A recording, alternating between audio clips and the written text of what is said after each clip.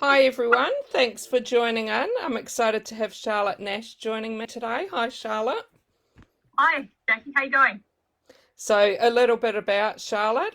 Charlotte was born in historic Lincoln, England, and grew up in the sunny Redland Shire of Brisbane. Obsessed with horses and riding, she began stealing her mother's Jilly Cooper novels at the age of 13 and has been an enthusiast. Oh, and you've got them there. We're all here.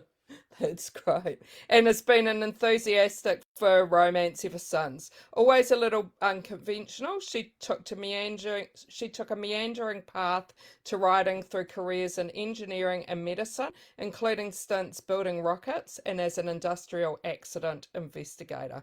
Now she writes romantic stories and moonlights as a creative writing PhD student, studying how narratives engage the brain. She lives in a cozy Brisbane cottage with her husband and son and a small flock of lovable chooks. And her latest book is 26 Letters.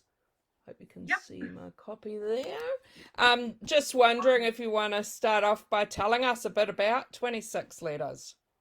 Sure. 26 Letters is about a young woman called Will, who is nearing she's just about to turn 30. And she's a little bit of a hot mess. She's never quite got her life together, and she's got strained relationships with her father and her brothers and her sister. And all in the undercurrent of this is that she lost her mother at quite a young age when she was 5. And not only did that happen, but then the family doesn't seem to want to talk about her at all. So there's a bit of a mystery around her mother. And then after a birthday misadventure, one thing leads to another, and she ends up suddenly with a group of letters that her mother had written her and intended for her to receive on each birthday throughout her childhood and into her teenage years. And to basically stand in her mother's place because her mother knew that she was going to die. And but because of essentially a clerical error, she's not had the opportunity to have those letters, and so it prompts a couple of things. One is a discovery of this mother that she can barely remember and doesn't really know anything about. But then as a result, also a lot of questioning of her own place in the world and how she makes sense of that. And the story moves from Australia to the UK and to the tiny village mother came from. So there's travel and there is romance and other fun things like that. And I just also wanted to mention as well that we've got a few people watching. If you've got any questions watching, please type them in comments and I can read them out. Also, thanks to Alan and Unwin. If you ask a question during the Facebook Live, you'll have a chance to win a copy of 26 Letters. So I'm wondering if you want to start off by telling us what the idea was. I loved the letters and throughout the book, and the idea of someone having all these letters and getting them when they're a lot older in their life, probably not when they were meant to get the letters. What Yeah. was your idea behind it all? Well, there's a couple of different idea seeds, I suppose, that came together to make the book. And it's funny that the title is one of the earliest things that I have had, but I think it acted more as the glue that held the two ideas together. So one of the ideas was my own father died when he was quite young. So he was 46 and I was 12 at the time. And now that I'm in my early 40s and I'm getting quite close to the age that he was when he died, and I can actually remember relatively little of him, even though I was 12. And it's sort of been an idle contemplation as I get closer to the age he was about what you might choose to do if you knew that you were going to die, for your children who are very young, and what you might write to try and have something stand in your place of being there, or what you might choose to confess or other things like that. So that was one of the ideas. I liked the idea of playing with that. And the second thing is that my mother comes from a very tiny village in England, which is quite close to where I was born, but not exactly the same place. And it's a place that is still functions even today quite feudally. There's a lord of the manor, and there is land that was worked by farmers, and then there was agricultural labourers, and my mother's family were the agricultural labourers, so sort of down the bottom of the tree. But even so, my mother had these interesting brushes with the Lord. She actually, when she was 16, nannied, like as a relief nanny for the permanent nanny that the Lord had when she had her day off and holidays. And so as a 16-year-old was looking after 3 children in the house. But then my mother chose to leave behind England at quite a young age and move on the other side of the world to Australia. And if she hadn't done that, then I wouldn't be here. But I've always sort of marvelled at the motivations for why you make such an enormous move at such a young age. And the reasons that are in the book for the character to do so is completely fictionalized. It's not my mother's life. But I always thought that my mother's story is an interesting sort of stock. And so those two things together were the things that the idea of the letters is what grew the story. And when you were writing, doing your research, did you come across anyone who had received letters like this? Yeah, actually, I did come across at least one story, not exactly the same. It was a story about a mother who had died at a relatively young age, and she had written letters for all her children for significant events. So graduation of high school, getting married, having a child, graduating university, those sorts of things. So they were letters that were for those specific events. So it's not unprecedented. And I've run across the idea in other books of parents writing to children in lieu of them sort of having a live conversation. I didn't come across any that were sort of for birthdays, but it may well be out there. It just wasn't one that I found. And what about now that your book's been published, any reader feedback of someone who might have had anything like that happen, or maybe thinking of doing that themselves? Or well, it's interesting. I haven't had any letters from anybody who has had that specific experience or who's commented on it directly. I have had many letters from readers who've had a similar experience in that they've lost a parent at a young age, and I think who identified with those aspects of the story. Whether or not that's prompted any thinking about writing to their own children, maybe. As a result of writing the book, I started writing letters to my son, but I write one on his birthday each year that I put away. It's for later consumption. So that was the effect on me. But no, I haven't yet heard anyone directly saying that, but it's a nice idea. And could you tell us a bit about how you became a writer? Is it something growing up that you always wanted to do? Actually, no. I'm not one of those people that from a very young age, wanted to write, and not consciously. I always did write things. I don't know, like many teenagers, I had a book in which I wrote pretty awful, I think, poetry when I was a teenager. But to be honest, like I read a lot, but I had a tricky relationship with reading, which is an entirely different story that I won't go into now. But it really wasn't until I had finished my medical degree, and towards the end of that, when I was working in wards with consultants, I worked out that I enjoyed fixing up their research papers more than I was enjoying the work that I was technically supposed to do there. And so I developed an interest in technical writing. And so sometime after that, I went back to uni to upskill in editing skills. But it just so happened that the first class that I landed in was a creative writing class. And I had probably the only epiphany of my life, which is that I like creative writing. Mm. And I had moments before where I would go into bookstores or libraries and think, oh, wouldn't it be cool to have a book published? And the two ideas, like that people do that seriously as an occupation, and I could do that, didn't come together until that class, which sounds a bit odd, but that's how it was. And so I haven't really stopped writing since then. And that was around about 2007. And when that idea came to you, and how hard or easy was it to get that first book published? Oh, really hard. I mean, I think firstly, I don't know that I was a particularly naturally gifted writer from the start.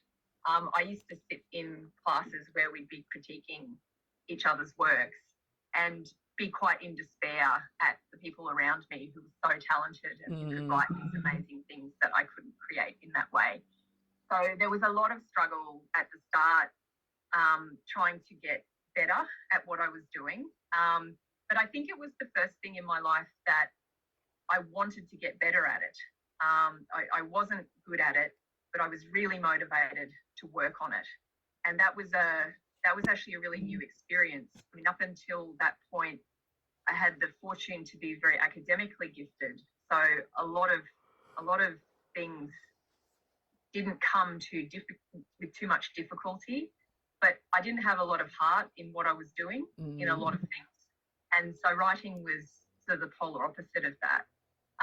So I think it took me about, I think maybe 3 years to get a short story published. And I think it was 5 years to sell my first novel. And it was the fourth novel I'd written. Okay. Yeah. So I had written one where I had absolutely no idea what I was doing, made a lot of mistakes to the extent which it's not recoverable. And then I wrote two others that were a very different genre, and I made less mistakes, but were not really going concerns. And then my first novel, which was an Australian rural romance called and that was the point where my career sort of started in earnest, I suppose. And Kim wonders how your life has changed since you had your first book published. Well, I think, as is common to many writers, you have peaks and troughs in the way that your writing career goes, and mine has sort of risen and fallen with the industry, what I was working on, and other things that I was doing to earn a living. So for the first few years, sort of my first 3 books, I wrote while I was working full time in a different industry, and then the next 3 books were written when my son was very young, and I was not working in industry, but I was studying. So that was when I was doing my PhD, which is actually finished now. Slight addendum on the bio. And then this book has been written since I finished my PhD and actually started a new job back in engineering industry, which is where I started out. And so it's been worked on more in the edges of things, like I used to write before I had my son, except now my days are full of other things, like a different mix to what they were back then. So I sort of had a period of time where I wrote part-time on the side, and then a period where I was full-time as a freelancer, and now I'm in a part-time phase again. So sounds like you're very, very busy. Do you set aside a set amount of time to write every day, or how do you do that? I've never been an everyday writer, and I think if I did that, I would set myself up to fail. I know that there are advocates for the write everyday model, and I think Stephen King advocates it, which is maybe where a lot of people get it from. I have just never found that suits the way that I work. I would describe myself as a project-oriented writer. So normally what happens is that if I'm going to write a new novel, then I will set aside something like 8 weeks to write the first draft, and I will aim at, say, 3,000 words a day for the weekdays, over that 8 weeks until I have the draft done. So I tend to write in intensive bursts. I find it easier to hold the story in my head that way, and I find the progress more satisfying. I don't think that I would work well trying to do a little bit every day and it take a whole year to write a draft. So I would typically write a draft in about 2 months, and then I would put that away for maybe a month. And I would then come back and I would spend an intensive time editing it, probably take about 4 weeks to do that. And that would be the point, if that book is contracted, that would be the point where I would hand it in, and then it would go through editing with the publisher. If it's not one that I've sold, then that would be the point that I would either be sending it to my agent or looking to sell it through another channel. And a question from a different Kim. Kim says, do you have a new book in the works? Yeah, I have a new book in the works, and I have 2 ideas for the ones after that. Oh, really? Yeah. Yeah, you're always sort of germinating new things, and the next book that I'm working on is a second chance romance. So it's a story between 2 people who were in love with each other intensely when they were quite young, and then through accident of circumstance end up being apart for many years. And when they meet each other again, a lot has happened to both of them in that time. And so it's about them sort of finding their way back to each other through all of those things. But it's framed through like waterholes and wild swimming places. Oh, really? Which was something that I developed a bit of an obsession with. So yeah, it's which is a metaphor for what's going on in the story, but it's also some really fabulous locations. So yeah. No, sounds great. So how far along are you with that?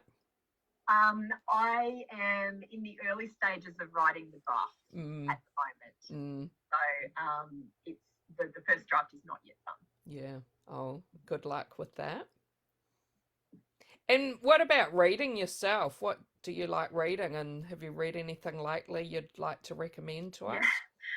Look, I read all sorts of things. I've always been a pan-genre reader, despite my bio sort of saying that into Cooper and romance. I also read a lot of other genres like science fiction, fantasy, non-fiction, all of those things. So, and I'm part of 2 different book clubs, which ends up giving a lot of different titles that I might not otherwise read.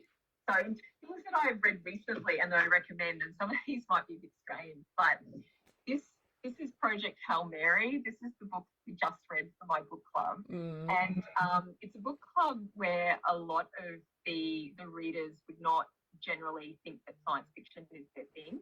But this was one of the most eagerly discussed and enjoyed books of the year.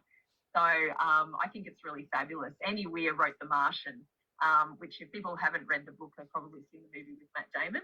So I think this is quite cool science fiction if you like to dabble in it. The other book that I have just finished reading is Tabitha Carvin's. Yeah, that's an interesting book, isn't it? Yeah, this is not a book about Benedict Cumberbatch. Yeah. So this is I think Tabitha lives in Canberra, and it's a really fabulous book about the experience of women and our passions and what happens to them after childhood. And you think it's one thing, and then it's a very feminist text, I think, but in a very accessible way, and it's really fascinating. I mean, I've learned in here about why creativity became synonymous with originality and a bunch of other things that I never knew about Benedict Cumberbatch. And it's really, really good. I've obviously enjoyed that. So they'd be the two that I would that I've read most recently and that I'd recommend. No, thanks for those recommendations. What about writing places? Have you got a favourite place to write, and maybe a favourite snack while you're writing? It's this is going to sound like a bizarre answer. Um, I mean, everyone loves to write in a beautiful place, but in the last couple of years, I've most often written in the food court of a shopping centre or in a McDonald's dining room. And the reason for that is purely practical. Quite often the time that I have available for working is very early morning, so 5 a.m. on, or it's in the evening, and we have a very tiny house. It's not possible for me to work here in the early morning without disturbing others. And the only accessible place that you can go that's lit at that time is my local McDonald's. And I would like that it would be different. I actually wrote a blog post a couple of months ago about why McDonald's is important social infrastructure, which almost sounds like heresy, but I have done an awful lot of work there, including on my thesis. Before that, though, before the sort of era of when disturbing others at home was an issue, I got very used to being able to write anywhere, because I was often writing when I was in airports, on planes, traveling for work, and it's sort of like the writing environment becomes, the laptop. And so that's not to say that I don't mind good coffee and some kind of pastry along with the writing, but I tend to get it on my keyboard. So I find that I'm a lot more pragmatic about the location. Like I don't have a beautiful writing space, and I think that it's if you've ever read Stephen King's On Writing, which many writers have read, you know that he wrote at a tiny table, like in the laundry room, for years and years. And I think it's kind of freeing as a writer to sort of cultivate the idea that you don't need to be in a certain place in order to do the work. That might be confronting to those who are having a particularly stuck point and coming up with words and want to play the space, but it's usually not. So, yeah. And I do have a very beautiful desk now that my stepfather made for me, which you can't see because the computer's sitting on there. But I think that makes it a very nice surface to be. And Kim wonders if you have anyone you go to for support when you're writing. Yeah, so I have a writing buddy who's Brisbane writer Rebecca Turner. We used to be in a much larger writing group together with a bunch of other writers who, for quite a long period of time, we were sort of each other's support system, and that was over the early years of my career, and it was really invaluable. And like a lot of groups, eventually people's lives change and they go in different directions, and the group didn't function as a writing group anymore. But Beck and I have remained really good friends and writing buddies. So if I'm having a problem with plot, with character, with anything, with motivation, she's the person that I go to. Depending on the genre, my husband will read my work, but he ventures opinions if I'm writing science fiction, and doesn't venture opinions so much in the romance or romantic drama area. And when you start writing, do you always know the end before you start, or when you start? Not the exact shape of the end. I am at the planning end of the spectrum of writers. So from the extreme of I plan nothing and I just write by the seat of my pants, and the ultra rigid I plan everything from start to end. I'm towards that end, but I tend to plan in skeleton, and I use index cards when I'm working out the scenes on the novel. And I will start writing at the point where I have quite a lot of the scenes that come in the beginning of the story worked out. But I also need to be able to see at the end of the beginning and at the end of the middle, those key transitional areas in the narrative. I need to be able to see what those things look like.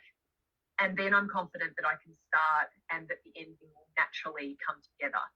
So I do have a sense of what the ending will be like, but not always the details. And then as I write, I'm normally returning to my plan and looking 3 to 6 scenes in advance to see whether what I think I'm going to write still fits what I've actually written. So it's a combination of some skeleton planning and then allowing the scenes to evolve as you write them. And what have you found so far to be the most difficult part of your writing process?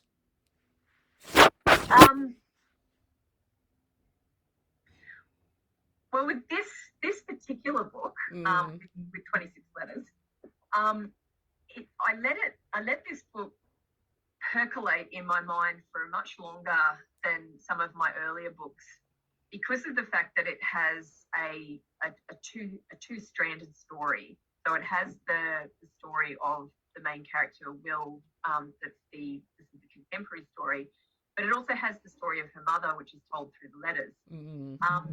When I was sort of thinking about the story and developing it in my head doing research, I knew in that time that having that story told through letters would create a pacing problem in actually writing the story. And I guess it's professional growth. If I'd had this idea closer to the beginning of my career, I have a feeling I would have started writing it, not worked out how to handle that, gotten into a terrible mess, and then not being able to recover it. But recognizing that was going to be a narrative problem, I sort of turned that problem over like a stone for a long time until I thought I'd worked out how to handle it before I started writing. So that particular aspect of that story has been one of the most challenging things to do. I don't know if that's what you meant by your question. No, that's a good answer. Yeah. Okay. Yeah. And Geraldine says she just wanted to say I love the audiobook of 26 Letters. I've also read Saving You, which was a great read. And she wonders if you chose the narrator for the audio. Okay, so yes and no. So with the narrator for 26 Letters, I was able to send sort of briefing notes about what I thought each of the characters sounded like, and got three sort of auditions back of different actors doing those voices. And the one that I liked the most, I then fed back, and that was the voice actor that voiced the book. So for that one, yes. For all my previous audiobooks, I think sometimes I've been able to hear the voice actor beforehand and sometimes not. But this time was actually quite a collaborative process, and it was really fascinating to hear different voice actors' interpretations of the accents and the pacing of people's voices. So yeah, it was a great process. Yeah. Well, thanks so much for joining me. It's been great talking to you. No trouble. And just want to thank the people who joined in and asked some questions. Yes, thank you very much for that. It's always nice to get questions. Thanks. Bye, everyone.